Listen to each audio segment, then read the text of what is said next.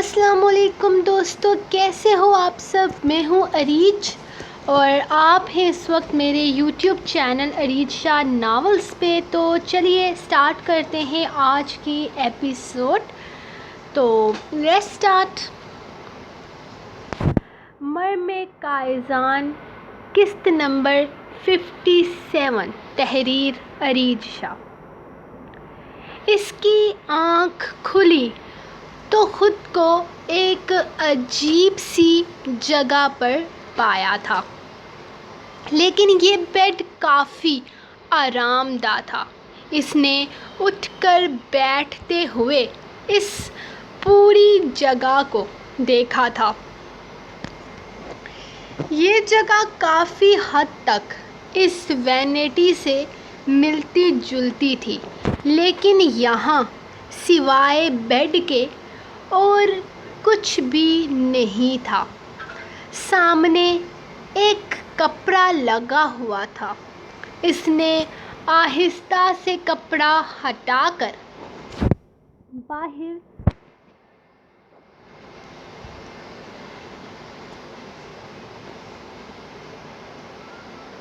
دیکھا تو ایسا محسوس ہوا کہ یہاں پر کوئی بھی نہیں ہے۔ اس نے اٹھ کر باہر نکلنا چاہا تھا جب کوئی نرم و ملائم سی چیز اس کے ساتھ ٹکرائی۔ اس نے گردن نیچی کر کے دیکھا تو ڈبلیو کو دیکھتے ہی اس کی زوردار چیخوں کا سلسلہ شروع ہو گیا۔ جبکہ ڈبلیو اسے جاگتے دیکھ کر مزید اس کے پاس آتا، اس کے پیروں پر پیار کرنے لگا تھا۔ جبکہ اس کی زبان کا لمس اپنے پیروں پر محسوس کرتی، وہ مزید اونچی اونچی آواز میں چیخنے لگی۔ اور یہ ساری چیخیں سنتے ہوئے اگر کسی کو بہت مزہ آ رہا تھا تو وہ تھا جہاز سے تھوڑا نیچے فاصلے پر بیٹھا رفیل، جو اپنے موبائل پر پب جی کھیل رہا تھا۔ بی بی جی کی آنکھ کھل گئی۔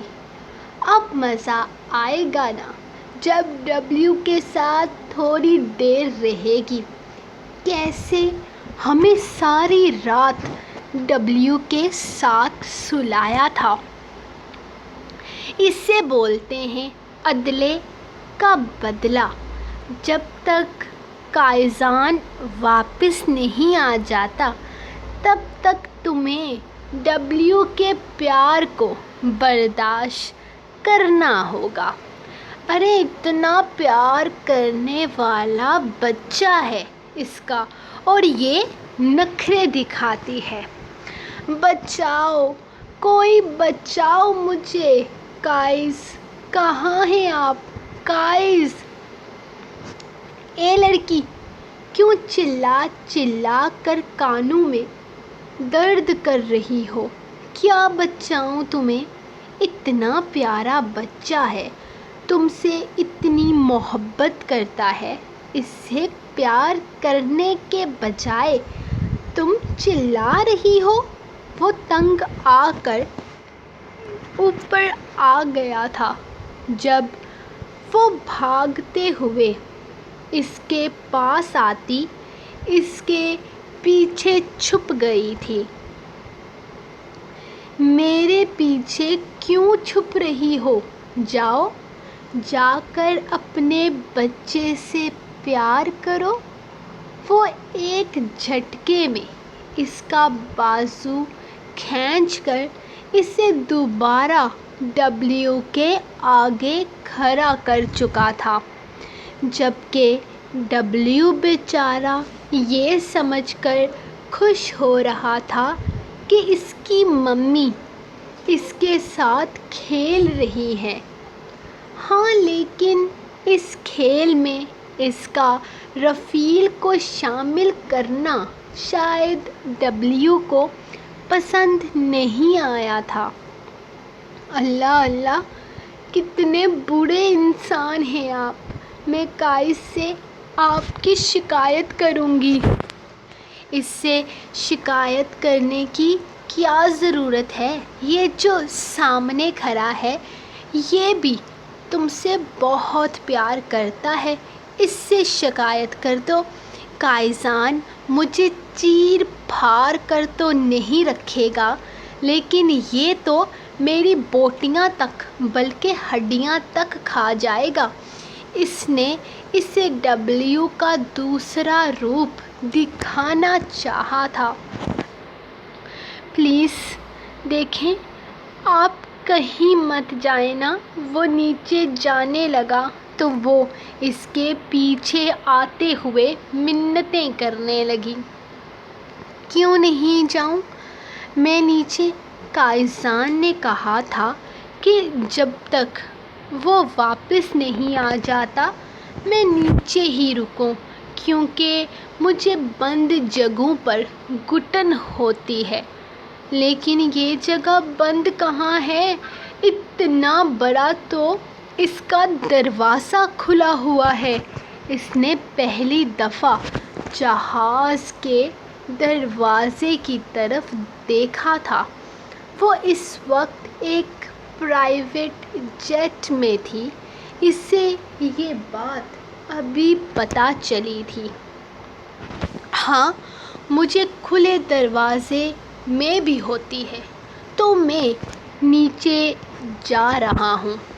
وہ پورے نخرے دکھانے کے موڈ میں تھا۔ لیکن آپ میرے ساتھ ایسا کیوں کر رہے ہیں؟ میں نے کیا بگاڑا ہے آپ کا؟ وہ آخر ہار کر پوچھنے لگی تھی۔ تم نے میرا کچھ نہیں بگاڑا، لیکن مجھے اپنی ٹیم کے لوگوں کی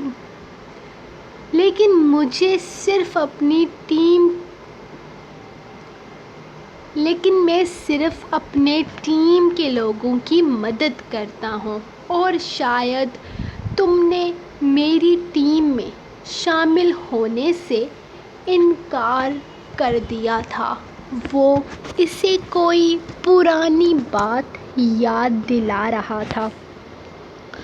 جب اسے یاد آیا اس نے قائزان کے سامنے اس کی بے عزتی کرنے کے لیے منع کر دیا تھا، جب اس نے کہا تھا کہ وہ قائزان سے مریم کو بچائے تو بدلے میں مریم قائزان سے ان دونوں کو بچائے گی۔ پرانی باتوں کو یاد کر کے کیا رشتہ خراب کرنا؟ آپ تو میرے اتنے پیارے دیور جی ہیں۔ وہ فوراً رشتہ داریوں پر آ گئی تھی۔ اس کے بدلنے پر رفیل نے اسے گھور کر دیکھا، جبکہ اس کے گھورنے پر ڈبلیو مزید اس کے بیچ میں گھستے ہوئے اسے گھورنے لگا تھا، اور بے شک اس سے کہیں زیادہ ڈبلیو کی گھوری خطرناک تھی۔ ڈبلیو، تمہاری ممی کو یہاں پر گھٹن ہو رہی ہے، میری طرح اسے بھی نیچے جانا ہے۔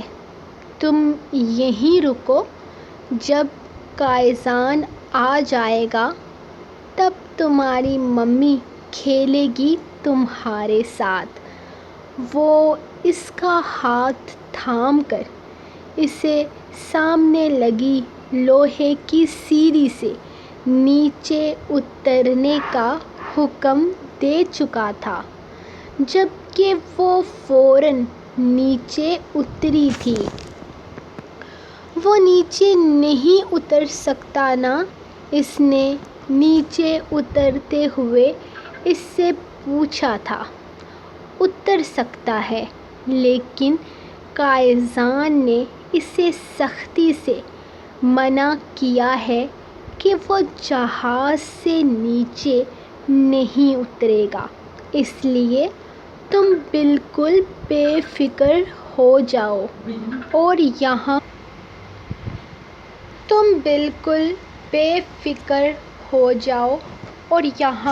بیٹھ جاؤ۔ باقی کی ڈیلنگ ہم بیٹھ کر کریں گے۔ وہ اس کے ساتھ زمین پر آلتی پالتی مارتے ہوئے بیٹھا تھا۔ کون سی ڈیل؟ اس نے پریشانی سے ایک نظر اوپر دیکھا تھا جہاں ڈبلیو دروازے کے بالکل ساتھ بیٹھا اسے دیکھ کر خوش ہو رہا تھا، جبکہ وہ اسے پتہ نہیں کون سی ڈیل کے بارے میں بتا رہا تھا۔ رسل اور قائزان واپس اس جگہ پر پہنچے تو وہ دونوں جہاز سے نیچے بیٹھے ہوئے تھے، جبکہ ڈبلیو اوپر تھا۔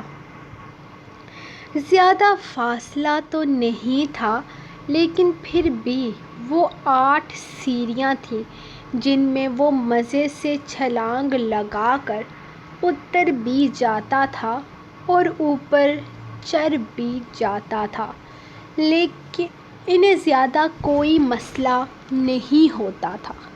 لیکن پھر بھی قائزان نے اسے سختی سے منع کیا تھا کہ وہ جہاز سے نہیں اترے گا، کیونکہ رفیل اسے اکیلے سنبھال نہیں سکتا تھا اور وہ ہرگز نہیں چاہتا تھا کہ وہ آبادی کی طرف چلا جائے اور یہاں آبادی کی طرف جاتے ہی وہ کسی نہ کسی کی نظر میں آ کر کسی کو بھی خوفزدہ کر سکتا تھا۔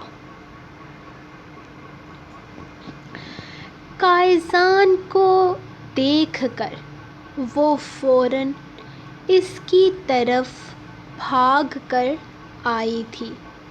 یقیناً وہ کب سے اس کے آنے کا انتظار کر رہی تھی۔ قائز، کہاں چلے گئے تھے آپ؟ میں کب سے آپ کا انتظار کر رہی تھی۔ اس طرح سے آپ کہیں جانے والے ہیں؟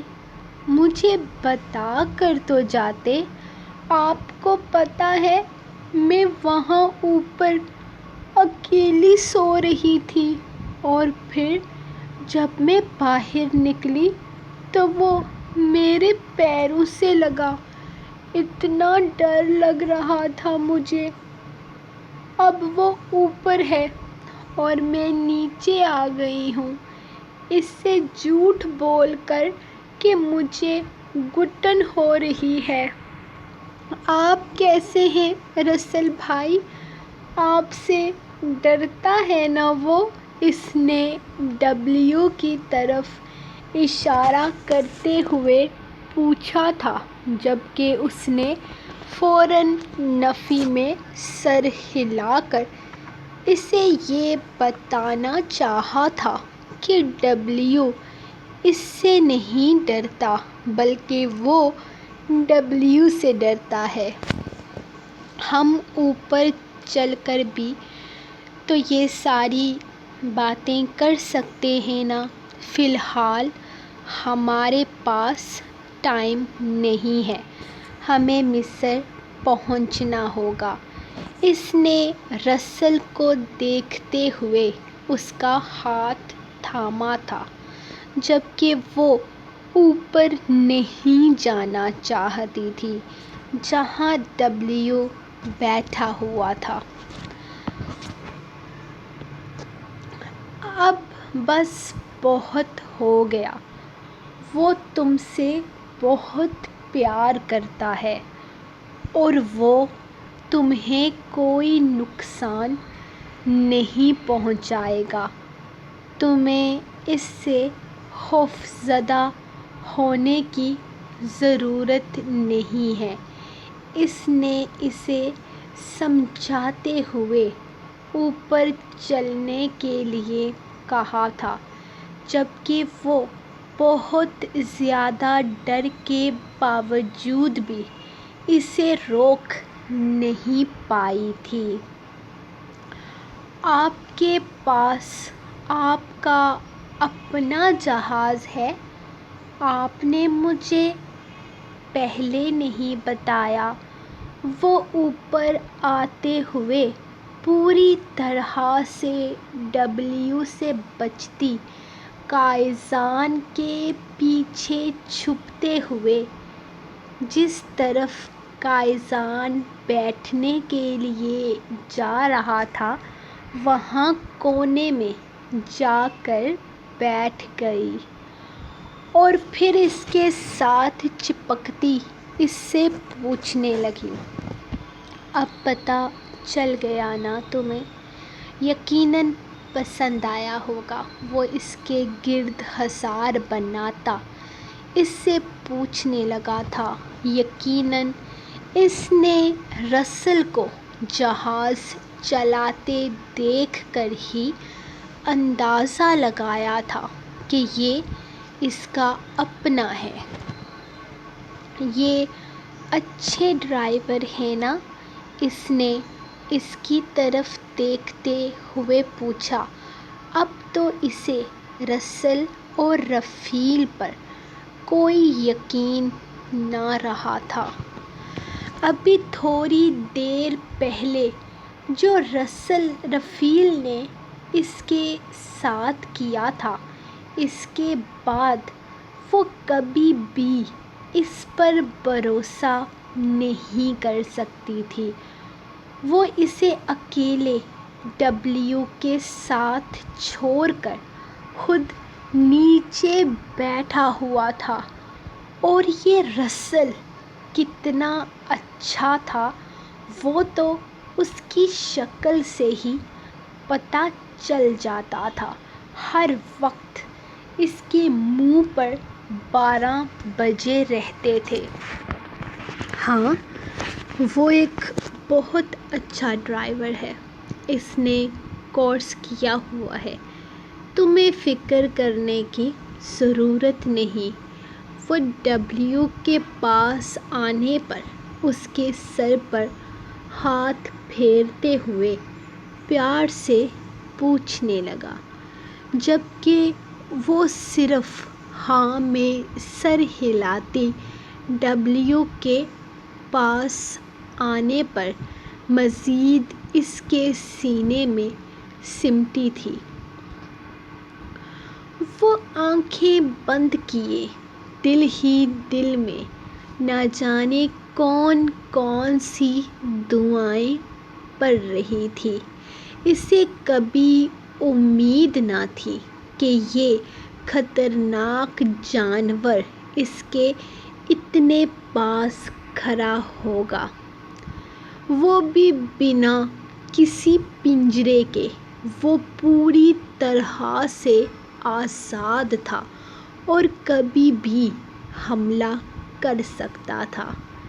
اسے سمجھ نہیں آتا تھا یہ لوگ اس سے ڈرتے کیوں نہیں تھے۔ اپنے ہاتھ پر نرم ملائم سا لمس محسوس کرتے اس نے آنکھیں کھولی تھیں۔ وہ جانتی تھی کائزان نے اس کا ہاتھ پکڑا ہوا تھا، لیکن اب کائزان اس کے ہاتھ کو آہستہ آہستہ ڈبلیو کے سر پر پھیر رہا تھا۔ اس نے بڑی مشکل سے نگاہیں اٹھا کر کائزان کی طرف دیکھا تھا، جبکہ ڈبلیو کی طرف دیکھنے کی غلطی اس نے نہیں کی تھی، جو کائس کی گود میں سر رکھے بڑی خوشی سے اپنی ممی کے ہاتھ کا لمس محسوس کر رہا تھا۔ میرا بچہ بہت اچھا ہے، یہ تم سے بہت پیار کرتا ہے، تم بھی اس سے پیار کیا کرو۔ میرے بعد تم اس پر یقین کر سکتی ہو، یہ ہمیشہ تمہارا ساتھ نبھائے گا۔ وہ پورے یقین سے کہہ رہا تھا، جبکہ وہ بس آنکھیں بند کیے اس کے ہاتھ سے اپنا ہاتھ چھوٹنے کا انتظار کر رہی تھی۔ وہ کافی اوپر آ چکے تھے۔ دھیان ڈبلیو کی طرف ہونے کی وجہ سے اسے احساس نہ ہوا کہ جہاز اب اپنی پوری اونچائی پر سفر کر رہا ہے، لیکن زیادہ دیر وہ اس احساس سے بچ نہ سکی تھی۔ اسے جہاز کے سفر سے ڈر لگتا تھا، ایک تو جہاز کے ہلنے کی وجہ سے، دوسرا اونچائی کی وجہ سے۔ آپ نے میرے لیے وہ گولی لی تھی؟ اس کے پاس اپنے اس ڈر کا علاج موجود تھا۔ نہیں، میں نے تمہارے لیے نیند کی کوئی گولی نہیں لی، ویسے بھی تم بہت سوتی ہو۔ میرا کوئی ارادہ نہیں ہے تمہیں سلا کر یہ سفر برباد کرنے کا، انجوائے کرو اسے۔ وہ اسے اپنی بات بتاتا ایک بار پھر سے ڈبلیو کی طرف متوجہ ہو گیا تھا۔ مجھے ڈر لگتا ہے کائس جان، اتنی اونچائی پر میں سفر نہیں کر سکتی، پلیز سمجھنے کی کوشش کریں۔ اس نے سمجھانا چاہا تھا۔ ڈبلیو، اپنی ماں کی گود میں آرام کرو، اس نے ڈبلیو کے سر پر ہاتھ پھیرتے ہوئے کہا تھا، جبکہ ایک نظر ڈبلیو اسے دیکھتا اگلے ہی لمحے اب سر مریم کی گود میں رکھ چکا تھا۔ مریم کی تو سانسیں ہی اٹکنے لگی تھیں۔ اس کا پورا دھیان پوری طرح اونچائی سے ہٹ کر ڈبلیو کی طرف آ گیا تھا، جو مزے سے اس کی گود میں لیٹا ہوا تھا۔ اس نے بالکل حرکت کرنا ہی چھوڑ دیا تھا۔ وہ ایک دم الرٹ ہو کر بیٹھی ہوئی تھی، جیسے اگر اس نے ذرا سی بھی حرکت کی تو یہ ڈبلیو اس کو کھا جائے گا۔ ڈبلیو تھوڑی دیر تک اس کی گود میں مزے کرتا رہا، پھر اٹھ کر واپس پیچھے کی طرف جا کر کبھی گول گول گھومتا تو کبھی سائیڈ پر رکھے بڑے سے برتن سے کچھ کھاتا، کبھی کھڑکی کے پاس آ کر نیچے کی طرف دیکھتا۔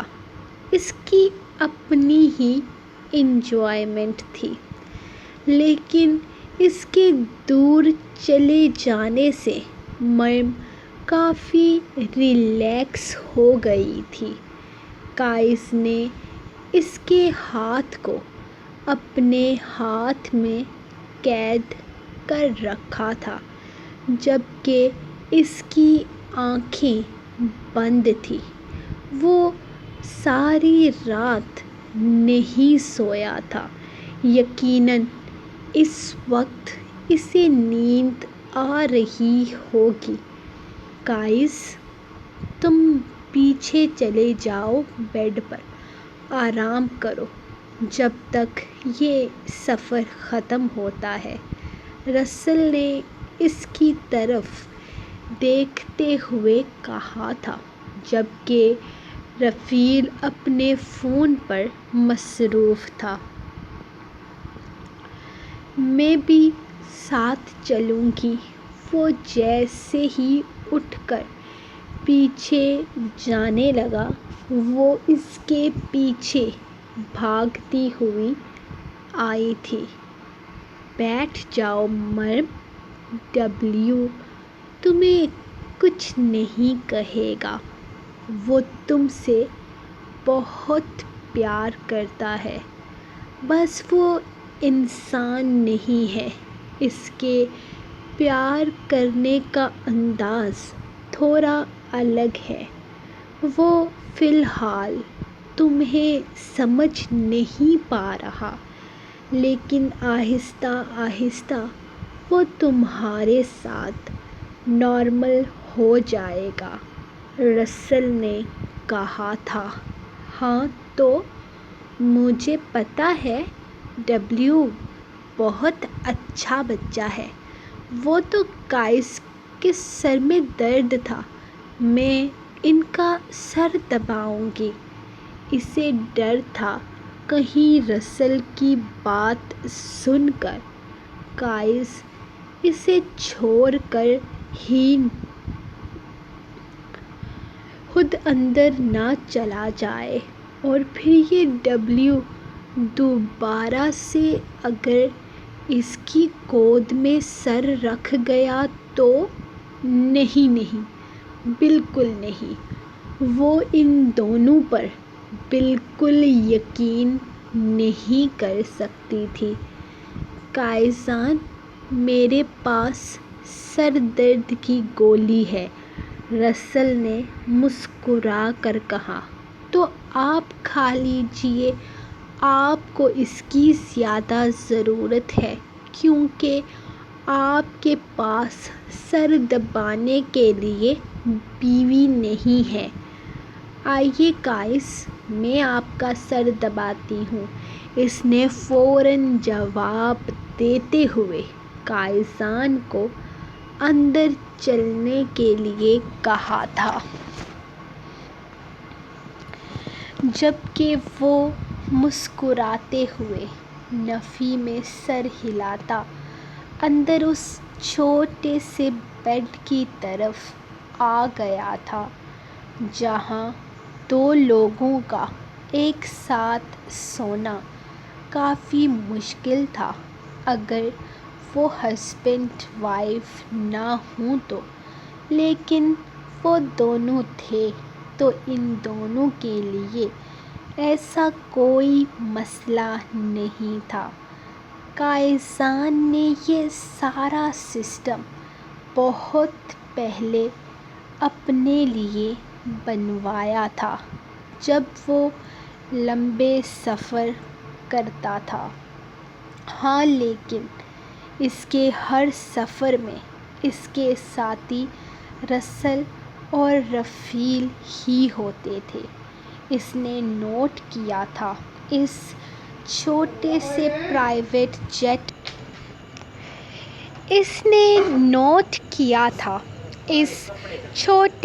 پرائیویٹ جیٹ میں ڈبلیو کے لیے الگ سے جگہ بنائی گئی تھی۔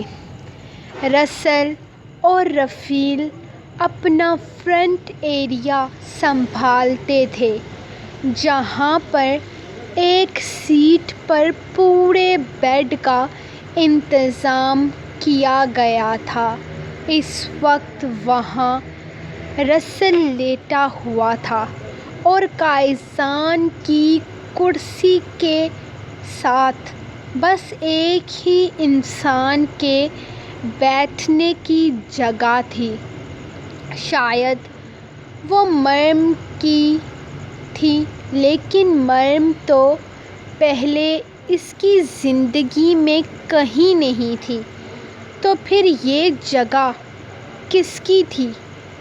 وہ سوچنے پر مجبور ہوئی جب قائزان نے لیٹتے ہوئے اس کا ہاتھ تھام کر اپنے سر پر رکھا۔ وہ مسکرا کر اس کے بالوں میں انگلیاں چلانے لگی۔ سو گائز، یہ تھی آپ لوگوں کی آج کی ایپیسوڈ۔ ملیں گے نیکسٹ ایپیسوڈ میں، تب تک کے لیے اپنی رائٹر کو دیں اجازت اور دعاؤں میں یاد رکھیں۔ اللہ حافظ۔